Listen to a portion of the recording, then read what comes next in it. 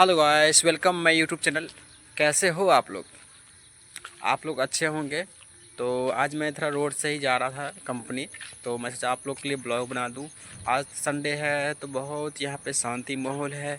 बाहर के नज़ारा भी बहुत शांति आप प्रॉपर देख सकते हैं।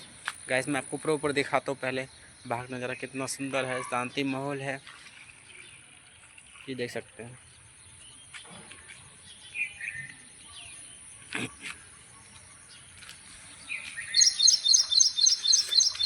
तो आगे चलते हैं डायरेक्ट वीडियो पे। आगे देख सकते हैं गाइस। आप लोग को वीडियो पसंद आए तो लाइक कीजिएगा, सब्सक्राइब कीजिएगा, कमेंट कीजिएगा प्यारा सा अपने भाई के लिए, और शेयर कीजिएगा।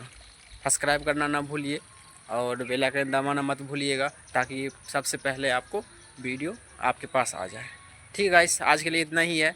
नेक्स्ट वीडियो मिलते हैं। ठीक है, अभी के लिए बाय बाय, टाटा।